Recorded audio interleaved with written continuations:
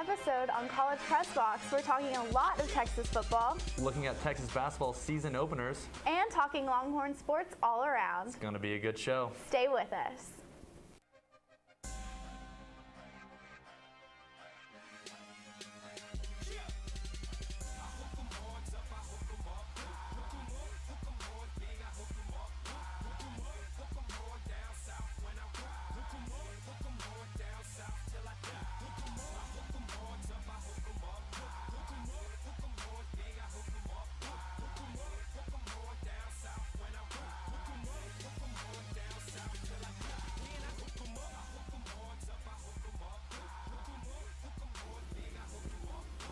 Thank you for tuning in to College Press Box tonight. I'm your host, Elissa Killebrew, and joining me is analyst Caden Kinard. Caden, did you tune into any Texas sports over the weekend? I did. We had Texas football, Texas basketball, all coming home with wins over the weekend. Yes, well, we had a lot going on in Texas sports this past weekend, so let's get right into it. Texas faced Oklahoma State in Stillwater on Saturday. Texas came out with a 28-7 win with 2 touchdowns from Tyrone Supes and an interception and fumble recovery from Dylan Haynes. Let's go down to Stillwater for the highlights. Texas looking to become bowl eligible against the struggling Oklahoma State Cowboys. And in the first quarter, Swoops hits John Harris for a touchdown, and they miss the extra point but goes up 6-0. Later on in the first, Jonathan Gray carries 6 yards for the touchdown. And moving on to the second half, Swoops hits freshman Amarty Foreman for a 29-yard gain to receive a field goal. And later on in the fourth, Swoops hits Amarty Foreman once again for the touchdown. The force is definitely strong with these two. Texas will go on to beat Oklahoma State 28-7 and gain bowl eligibility. Tonight we have analyst Taylor Smith giving some football insight. Taylor, how's it going? I'm great. How are you? So guys, what are your takeaways from the Texas-Oklahoma State game? Taylor, let's start with you. The offense and defense both played really well to help the Longhorns extend their record to 6-5 and 5-3 in Big 12 play. Most importantly, this allowed the Longhorns to become bowl eligible.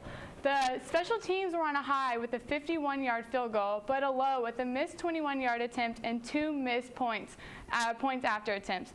Hopefully, with the bye week, the Longhorns will clean up special teams as they prepare for TCU.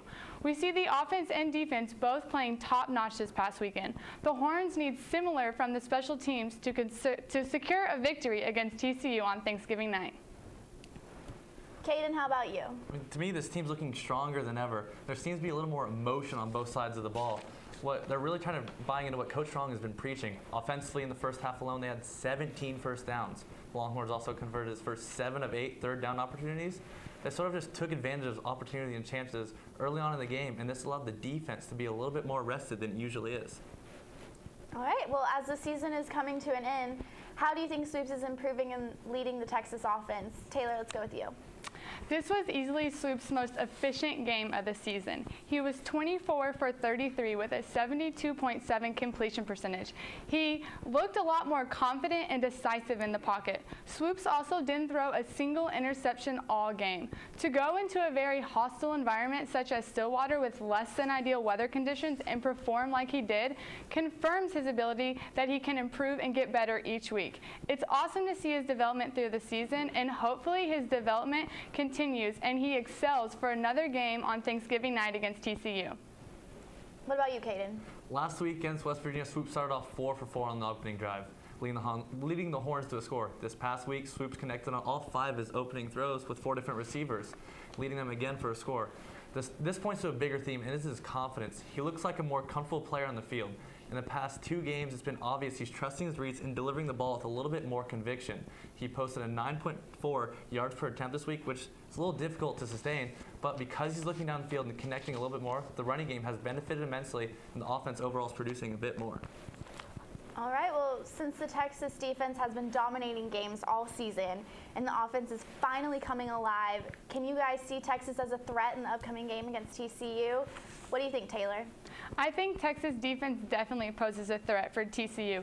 Vance Bedford has Texas defense performing at a high level. They have improved to 29 amongst all NCAA D1 defenses after the Oklahoma State game. Defense didn't give up a score until midway through the fourth quarter. Dax Garman and the Oklahoma State offensive line looked almost confused against this aggressive Texas defense. The defense forced 3 3-and-outs and only gave up 51 yards of offense in the first half. Overall, defense recorded 2 takeaways and 7 sacks led by Malcolm Brown's 2 sacks and a fumble recovery. The defense continues to improve each week and take control of the games by limiting the offensive plays of the other team. The Texas offense also helped the defense out this week by allowing them to rest, and I think that's why we saw such a strong defensive game. What do you think, Caden? I think this Texas D, they shut out Oklahoma State at home during the first half for the first time since 2005. Oklahoma State was held to just 192 total yards, and 71% of them came on the final 2 drives when the game was basically over. So with the defense, performing as well as it is, the offense is also helping them out by staying on the field a little bit longer and leading this team in time of possession, keeping them rested a little bit, and because of that, the defense is able to attack a little bit more and sacking Dax Gorman 7 times. As a threat to TCU, it's going to be tough. That D can slow down the TCU offense, but can the offense produce enough to keep them in the game? All right, well, thank you, Taylor. We'll hear from you later when we discuss Big 12 football.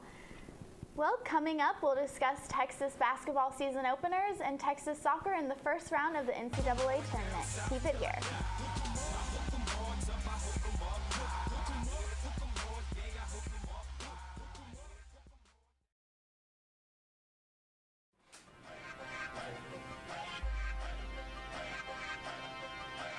Thanks for staying with us tonight on College Press Box. 'Tis the season we've been waiting for, Texas basketball. Texas men's basketball had their season opener at home against North Dakota State. Let's go down to Frank Irwin Center for the highlights. Texas versus North Dakota State, and fireworks are going off as they open up the season. First play of the game, Isaiah Taylor misses the layup, but Cam Ridley rebounds it for a dunk, and Texas goes up 2-0. Taylor passes to senior Jonathan Holmes, who gets the 3, and Texas up 5-0. Freshman Miles Turner did not start here, but comes into play, and first play as a Longhorn makes the jumper. Turner gets another 2 points here, and welcome to college basketball, Miles Turner. Texas goes up 16-4. Still in the first half, Connor Lammert to the other freshman, Jordan Barnett, for the layup, and Horns go into the half up 38-18. Texas fans are rocking the famous Miles Turner bucket hats. And in the second half, Isaiah Taylor drives it in for the layup. Texas goes up 40-18.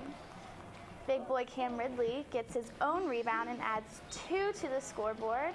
And this team was just on fire. Texas beats North Dakota State 85-50. Our very own Harry Hoffman was able to get some further coverage. Let's take a look.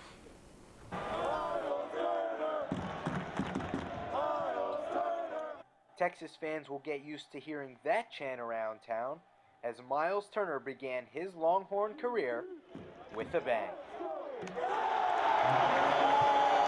Well, my teammates really got me ready for this more than anything. They kept me amped up all week. They kept me positive. When I would mess up, they would keep me up. It felt great coming out there and starting that way. Another year and another Texas freshman stealing the show on opening night. This time, it was the highly touted Miles Turner who transformed his nerves into greatness. I kidded with him before the game, right before he came out. I said to him, is anybody here more nervous than Miles? And everybody started laughing, and I said, who's going to look out for him? And all at once they all said, we will. So, and he came in, and I think him sitting there watching a little bit of it helped him to settle down. Miles wasn't the only one who was pumped after getting the first win under his belt, as the rest of the Texas team had been waiting for this moment. It just feels good to be respected. For the home opener, we were pretty amped. especially in the season like we did last year. We just grinded all summer in practice. On and off the court, we just talked to each other as a team and just said that we're coming in and winning this first game, so it felt good. Harry Hoffman, College Press Box. In the second game of the season, the Horns played Alcorn State. Let's go back again to Frank Irwin Center. Jonathan Holmes here warming up as we have President Powers in attendance for the 10th ranked Horns. Here we are on the first possession. We have DeMarcus Holland to Cam Ridley with a soft jump hook up 2-0 quickly. Next possession, Connor Lambert to DeMarcus Holland for the slam. Longhorns up 4-0. Again, Connor Lambert being featured to Jonathan Holmes from deep. Longhorns are up 15-0 with 15 minutes left in the first half. Now here's much heralded freshman Miles Turner with one of his six blocks. Horns are still up 15-0. And again, Connor Lambert to Isaiah Taylor for a rare three. Longhorns lead 29-5 and led 46-22 at the half. Here we have Princey Bay to Jordan Barnett to Miles Turner. Longhorns are up 61-33, 11-25 in the second half. Now DeMarcus Croker, shot clock winding down, drains it. Horns are up 81-46, winning with a final score of 85-53, winning the first two games of the season. Texas women's basketball opened the season with a 68-48 win over UTSA.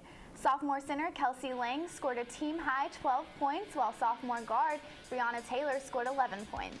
Lang led Texas to a 31-15 halftime lead and also contributed 5 rebounds, 2 blocks, and 2 steals.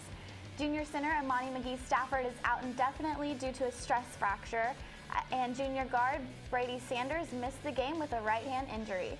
Texas will face Stanford Thursday and UCLA on Sunday.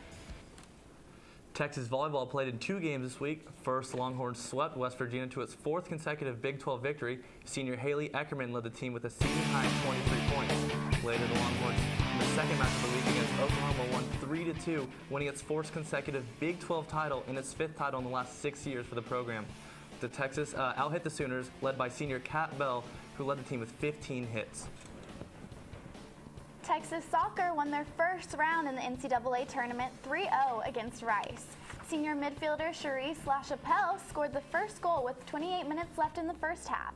Freshman forward Olivia Brooke and sophomore midfielder Julia Ditch added the final 2 goals in the second half. Junior goalkeeper Abby Smith recorded her 9th solo shutout of the year, tying Diana Finninger for Texas's all-time single-season shutout mark. Texas will face Notre Dame in the second round on Friday in College Station. Men's cross country had a total of 5 top 15 finishes in the NCAA South Central Regionals. Senior Craig Lutz finished 2nd in the race, narrowly losing to Arkansas's Steve Cabanai. Along with Lutz, Mark Pinellas, Eduardo Rodriguez, Jacob Pickle, and Will Nation gave the Horns 5 performers on the all-region team. The Longhorns finished 2nd to Arkansas and will advance to the NCAA championships, where last year they finished 14th. Texas rugby lost to Texas A&M 26-17. Texas put points on the board with a 3-point kick, but didn't get back on the board until the final 10 minutes of the second half, when Matt Young scored 2 tries and Stephen Taylor added the extra 2 points with a kick. Texas came out on top in their final game of the fall season. Our very own Rachel Winslow caught up with the rugby team after their disappointing loss. It's really tough to go out on a loss, honestly, especially to a rival like A&M. What the heck?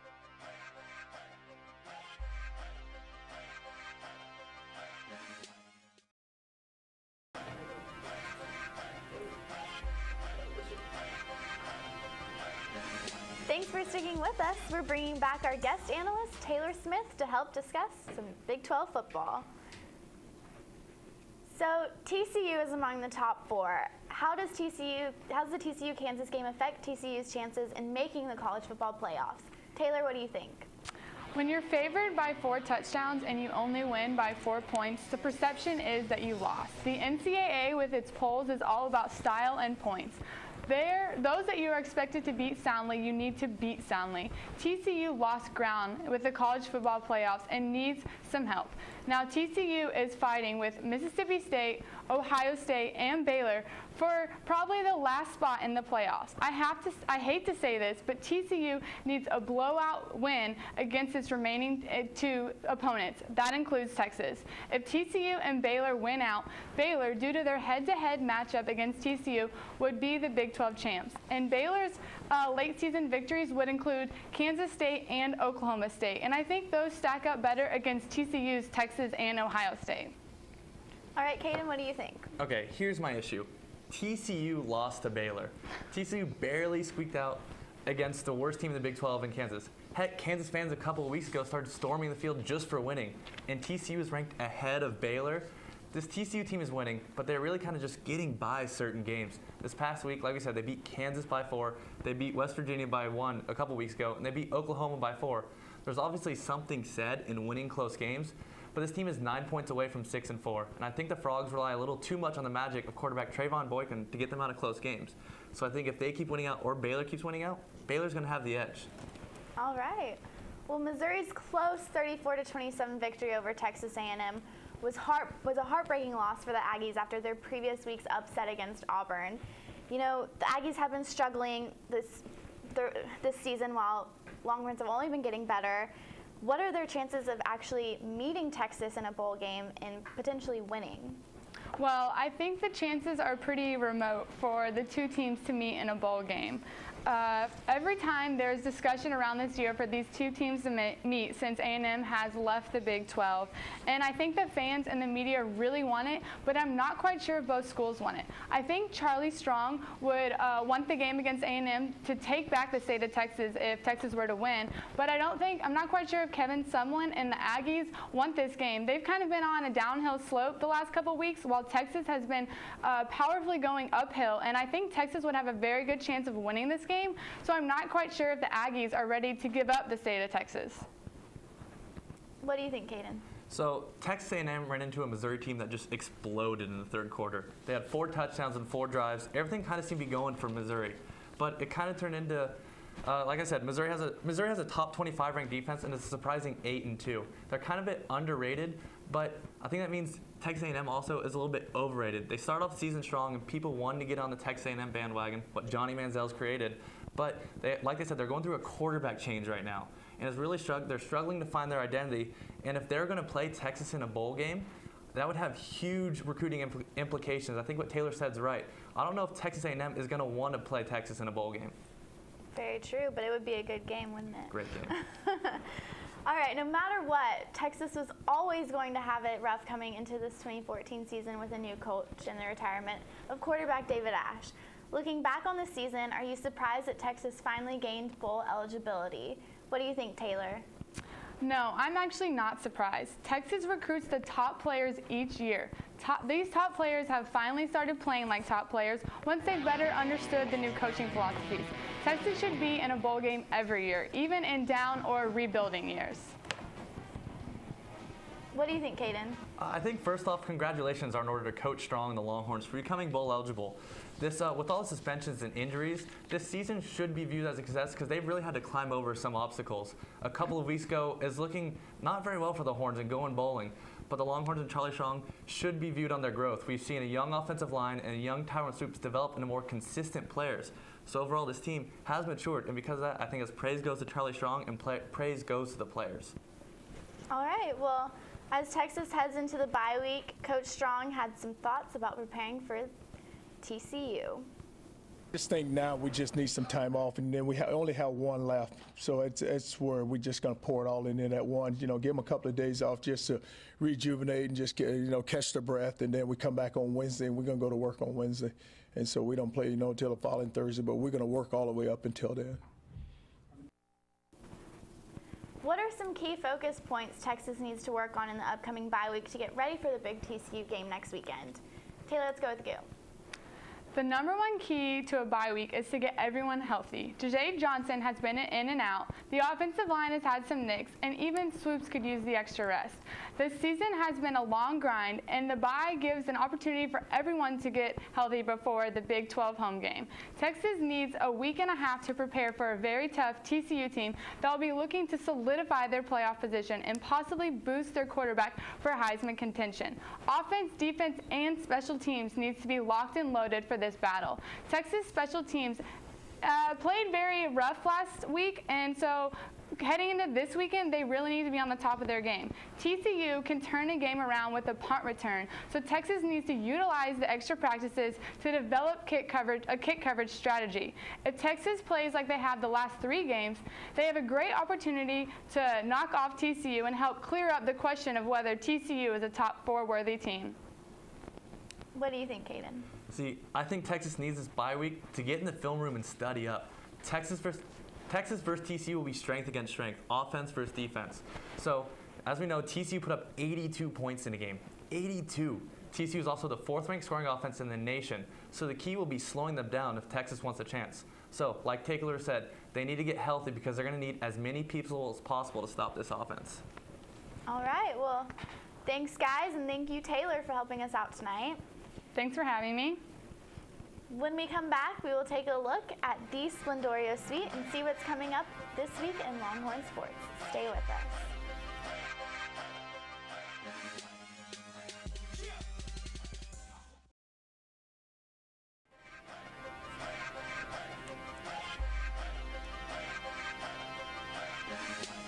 Thanks for joining us in the last segment of the show.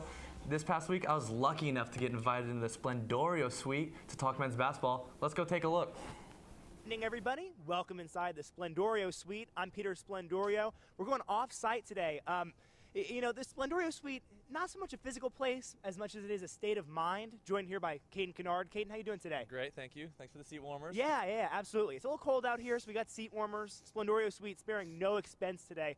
Caden, I brought you on because I wanted to talk about Texas basketball. Now, the Longhorns started with 2 wins to start the year this weekend. They're currently ranked number 10. I think this year they should be all in, championship or bust. And here's why. They have one of the biggest front courts in the nation. Not a lot of teams are going to be able to rebound against them. They were number 4 in the league in rebounding last year. They get Miles Turner, a 7-footer.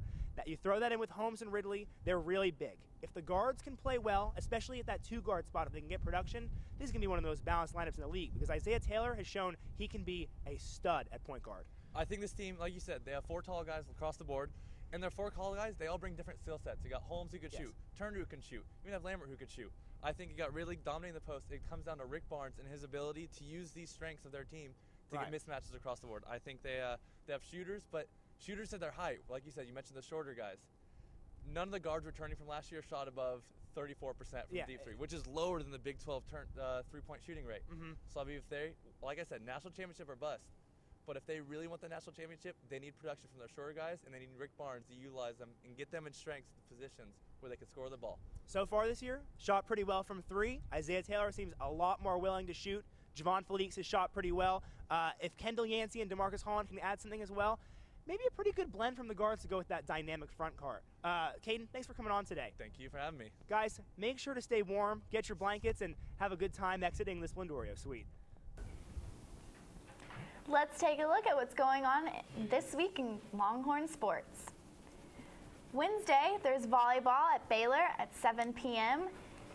Thursday, men's basketball versus Iowa in New York City at 6 p.m. That'll be on ESPN2. Women's basketball at Stanford at 8 p.m. on Thursday. And Friday, soccer versus Notre Dame in College Station for the NCAA tournament. And men's basketball versus either California or Syracuse. And Thursday through Saturday, men's and women's swim and diving hosting the Texas Dining Invitational. Saturday, volleyball plays Kansas at home, 3 p.m. on Longhorn Network. Track and field's at the NCAA Cross Country Championship in Terre Haute, Indiana. And then on Sunday, women's basketball is at UCLA on 3 p.m. on the Pac-12 Network. All right, so before we go, Miles Turner created a fashion statement with the Texas bucket hat. And let's take a look at the picture. So This was from the scene at the basketball game on Saturday. What do you think about it? You know what this means? You know what I see from this photo? Texas is going fishing. They're going fishing for a national championship. Everyone's ready to go for this season, and they're all going to get their gear on. Oh, okay. Yes, sir. Would you wear a bucket hat? Oh, I own a couple bucket hats, actually. Oh, do you? I do. Oh, very nice, very nice. Can I borrow one? Yes. Okay. So, Caden, as we begin to dive into Texas basketball, what are your predictions for the upcoming season? So, on paper, this is one of the most complete teams in the country. When a team brings back all of its 5 starters and then one of the most heralded recruits in the nation in Miles Turner, you figure they should be pretty good. They're featured on a Sports Illustrated cover, so they absolutely have the pieces to win the national championship. Just can coaching the players get them there? Yeah, I agree. They have all the momentum, that's for sure. Well, that's all we have for tonight on this episode of College Press Box. Be sure to check out College Crossfire on Wednesdays at 9 p.m. To keep up with us during the week, you can follow us on Twitter at College Press Box. For Taylor Smith, Caden Kinard, Master Control in Studio, I'm Elissa Killebrew. Y'all have a great night.